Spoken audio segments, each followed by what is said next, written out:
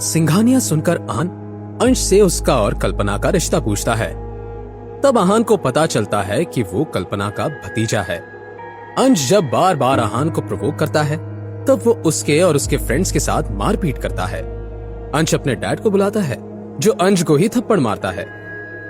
अंश को थप्पड़ मारने के बाद सुभाष आहान के पास गया। इस वक्त सब सोच रहे थे कि सुभाष ने अंश को थप्पड़ इसलिए मारे थे क्योंकि उसने उन्हें जरूरी काम के बीच से बुलाया था। अब वो अंश को मारने के लिए आहान से डील करेंगे। भले ही अंश का मुंह इस वक्त सूजा हुआ था पर वो खुश था क्योंकि अब आहान नहीं बजने वाला था। पर जैसा सब सोच रहे थे वैसा कुछ नहीं हुआ था। सुभाष आहान के सामने सिंसियरली आया और उसके सामने झुकते हुए कहा, मिस्टर आहान, अपने बेटे की तरफ से मैं आपसे माफी मांगता हूं। सबकी आंखें खुली की खुली रह गई। सुभाष सिंघानिया जैसा बड़ा आदमी इस भिखारी से दिखने वाले लड़के के सामने झुके हुए थे। ये बात किसी को भी हजम नहीं हो रही थी। इतना ही नहीं, वो इस लड़के को मिस्टर आहान बोलकर ग्रीट कर रहा था। आखिर इस लड़के में ऐसा क्या था जो सिंघानिया परिवार का हेड उसके सामने झुका हुआ था? अरे आप तो बहुत सीरियस हो गए अंकल। जो हो गया सो हो गया। मेरे और अंश के बीच में जो होना था वो हो गया, आहान ने कहा। सुभाष को ये सब सुनकर बहुत गुस्सा आ रहा था पर वो आहान के सामने अपना गुस्सा एक्सप्रेस नहीं कर सकता था।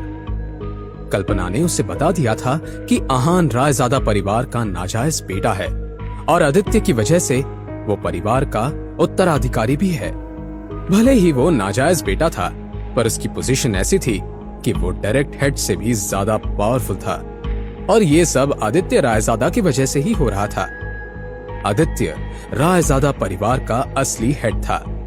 उसके सामने किसी की भी नहीं चलती थी। इसके अलावा आदित्य एशिया का सबसे रईस आदमी था और मार्शल आर्ट मास्टर भी। इतना कहकर सुभाष अंश को लेकर वहां से चला गया। इस वक्त सब आहान को ही देख रहे थे।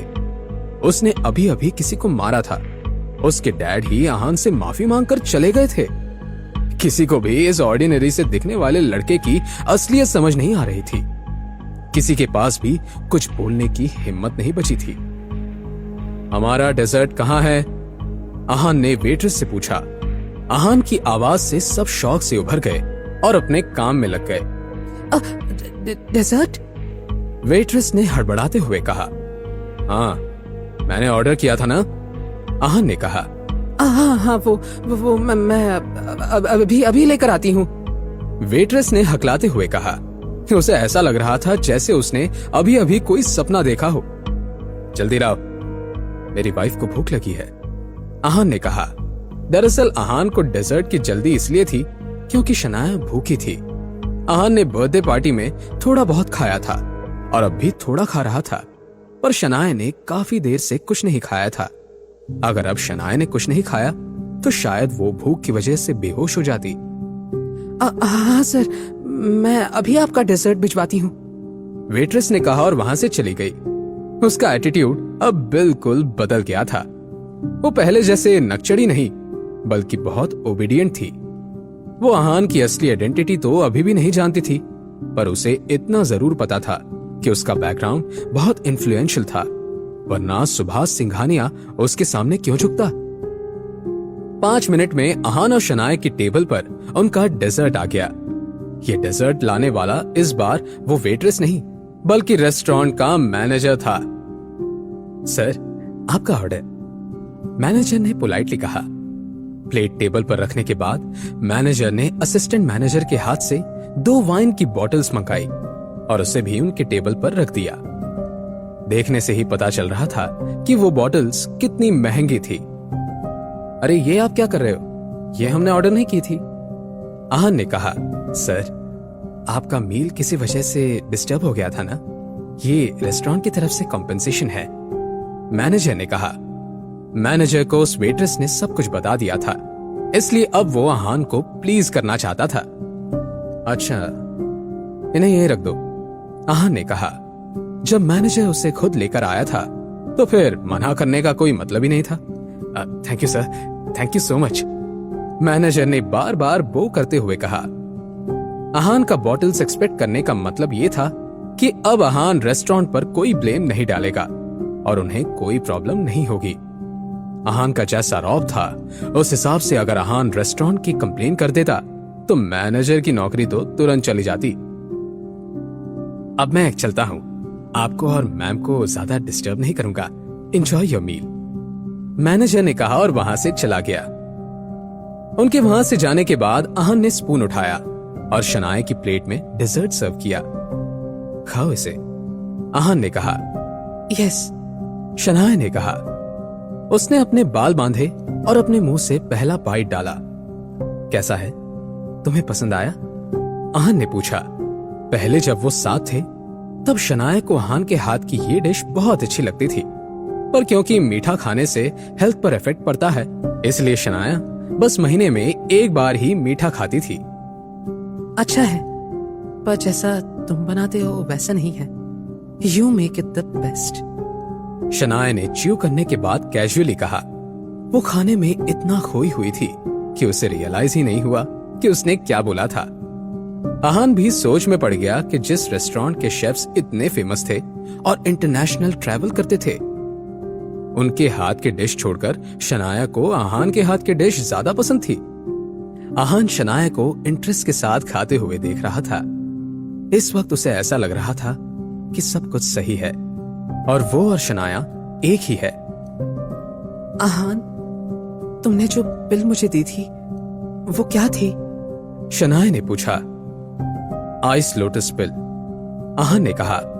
उसने 3 आइस लोटस पिल रिफाइन की थी, जिसमें से एक अतुल ने ली, एक उसने श्याम बंसल के लिए अदिति को दी थी और एक शनाया के लिए थी। अच्छा, वो पिल और है तुम्हारे पास? शनाया ने पूछा।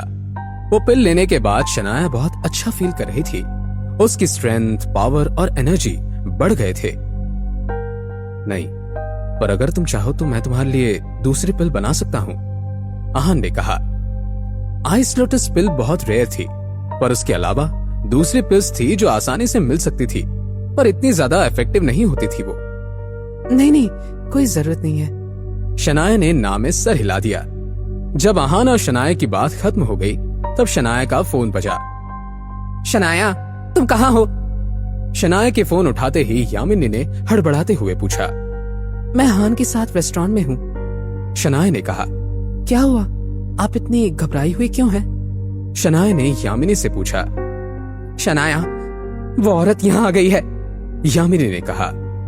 वो औरत जिसके कुत्ते ने पापा को काटा था? शनाया ने पूछा। हाँ, वो यहाँ अपने भाई के साथ आई है और हमें ढूंढ रही है। शायद उसने मुझे यहाँ कॉरिडोर में देख लिया था, यामिनी ने कहा। दरअसल अंजना का भाई उसे हॉस्पिटल लेकर आया था। तब अंजना ने यामिनी को देख लिया था। वो स्ट्रेचर पर थी इसलिए कुछ खास कर नहीं पाई थी, पर अब उसके भाई के आदमी उसे ढूंढ रहे थे। मॉम, आप शांत हो जाइए, मैं और आहान अभी वहां पहुंच रहे हैं। शनाया को अर्जेंसी समझ आ गई थी। अगर सच में अंजना के लोग उन्हें ढूंढ रहे थे तो फिर यामिनी और शेखर के लिए प्रॉब्लम हो सकती थी। वो उन दोनों से डील नहीं कर पाएंगे। आहान, हमें तुरंत चलना होगा, मॉम डैड प्रॉब्लम में है। शनाया ने कॉल कट करते ही कहा। आहान भी चलने के लिए बिल्कुल तैयार था। वो शेखर को कुछ नहीं होने दे सकता था। इस वक्त हॉस्पिटल में कुछ लोग गिल फैमिली को ढूंढ रहे थे। सबके हाथ में फोन थे और वो आपस में कांटेक्ट में थे। अंजना, आपने सच में उन्हें देखा है? अंजना के भाई ने पूछा। हाँ, मैंने सच में उन्हें देखा है। वो औरत अपने पति के साथ थी। उसने मेरी ये हालत की है। हाँ, मैं उसकी शक्ल कैसे भूल सकती हूँ? अंजना ने कहा। आप चिंता मत करो, अगर सच में वो यहाँ पर हैं, तो उसके परिवार में से आज कोई भी बचकर नहीं जा पाएगा। अंजना के भाई ने कहा। उसकी बहन ही उसका परिवार थी। अपनी बहन की ये हालत देखकर उसे गुस्सा कैसे नहीं आ सकता था? वो बहुत स्ट्रांग है। अपने आदमियों से कहना कि जो कुछ भी करे सोच समझ कर करे। उन्हें केयरफुल रहने के लिए भी कहना, अंजना ने कहा। अंजना आहान से नफरत करती थी, पर वो इस बात से मुकर नहीं सकती थी कि आहान बहुत स्ट्रांग था। उसकी आंखों के सामने उसने 20 प्रोफेशनल और हथियार के साथ वाले किलर को कुछ ही मिनट में जमीन पर लेटा दिया था। आप चिंता मत करो, इस बार मैं किसी ऐसे को लाया हूँ जिसे हराना नामुमकिन है। अंजना के भाई ने कहा। अंजना का भाई कॉन्फिडेंट था। उसे लग रहा था कि जिसे वो लेकर आया था उसे कोई नहीं हरा सकता था। तभी अंजना के वार्ड में एक आदमी आया। सर, वो लोग मिल गए हैं, उस आदमी ने कहा। मिल गए? लेकर चलो मुझे वहां पर। अंजना के भाई ने कहा। जब वो दोनों वहां से जाने लगे तब पीछे से अंजना ने कहा, मुझे भी चलना है। पर आपकी इंजरीज? अंजना के भाई ने पूछा। मैं उनकी टांगे टूटते हुए देखूंगी, तब मेरी इंजरीज ठीक भी हो जाएंगी। तुम बस मुझे वहां पर लेकर चलो। अंजना ने कहा। ठीक है, उसके भाई ने कहा और उसे व्हील चेयर पर बिठाया। इसके बाद तीनों शेखर के वार्ड में पहुंचे। इस वक्त शेखर जमीन पर घुटने टेक कर बैठा हुआ था और यामिनी दुबकी हुई कोने में खड़ी थी। हमसे पंगा मत लो, तुम जानते नहीं हो कि मेरा दामाद कौन है। अंजना को देखकर यामिनी ने जोश में कहा। यामिनी को इस तरह देखकर अंजना के भाई को बहुत गुस्सा आया। उसने अपने आदमी से कहा, चांटा मारो इसे। Yes sir. उसका आदमी तैयार हुआ। उसने यामिनी को बिना मौका दिए उससे 5 थप्पड़ लगातार मारे। यामिनी का चेहरा बिल्कुल लाल हो गया था और उसके होंठ के किनारे से खून आने लगा। मेरी पत्नी को मत मारो, शेखर चिल्लाया। वो निकम्मा कहाँ है? उसे बुलाओ। अंजना आहान के बारे में बात कर रही थी। जब से वो वार्ड में आई थी उसकी नजरें आहान को ही ढूंढ रही थी, पर आहान उसे कहीं भी नजर नहीं आ रहा था। वो बाहर खाना खाने गए हैं, बस अभी आता ही होगा वो। यामिनी ने कहा। आता ही होगा? कितने देर में आएगा वो? अंजना ने कहा। 10 मिनट। तुम 10 मिनट इंतजार करो, वो तब तक आ जाएगा। यामिनी ने कहा। थप्पड़ पड़ने के बाद भी यामिनी थोड़ा शांत हो गई थी। पहले इन दोनों की टांगे तोड़ो, जब तक वो आएगा तब तक तुम इनसे डील करो। अंजना ने कहा। वो चाहती थी कि आहान का इंतजार करते हुए वो इन दोनों को सबक सिखा दें। हरगिज नहीं, अगर तुमने हमें कुछ भी किया तो मेरा दामाद तुम्हारी जान ले लेगा। यामिनी ने पैनिक करते हुए हड़बड़ी में कहा। हमारी जान ले लेगा? ऐसी कौन सी तोप है वो? अंजना ने कहा। वो रायजादा फैमिली से है।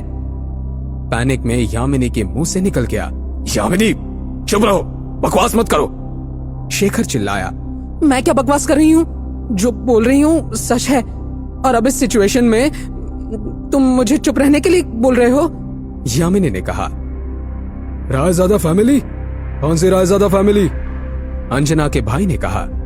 कौन सी रायजादा फैमिली के नाम पर कोई इतना कॉन्फिडेंट हो सकता है? हाँ? यामिनी ने कहा। ये बात बोलते हुए यामिनी थोड़ी कॉन्फिडेंट हो गई थी। तुम एशिया के नंबर 1 फैमिली रायजादा फैमिली के बारे में बात कर रही हो? अंजना के भाई ने कहा। हाँ, वही रायजादा फैमिली। यामिनी ने कहा। ऐसा नहीं हो सकता। अगर वो रायजादा फैमिली से है तो वो तुम जैसे मिडिल क्लास लोगों का दामाद क्यों बनेगा? अंजना के भाई ने कहा। मैं जानती थी कि तुम लोग मेरी बात नहीं मानोगे। 10 मिनट रुक जाओ, 10 मिनट में वो आएगा, फिर तुम खुद ही देख लेना। यामिनी ने कहा। ठीक है, हम 10 मिनट और रुकेंगे। अगर तुम्हारा दामाद नहीं आया, फिर वो रायजादा फैमिली से नहीं हुआ, तो फिर तुम लोगों की खैर नहीं। इस बार ये बात अंजना ने बोली थी। 10 मिनट से पहले ही आहान और शनाया वहां पहुंच गए। अंजना के भाई को देखकर आहान मुस्कुराने लगा और अंजना का भाई आहान को देखकर हैरान था। क्या आहान और अंजना का भाई एक दूसरे को जानते हैं? जानने के लिए सुनते रहिए secret Amirzada, only on pocket FM।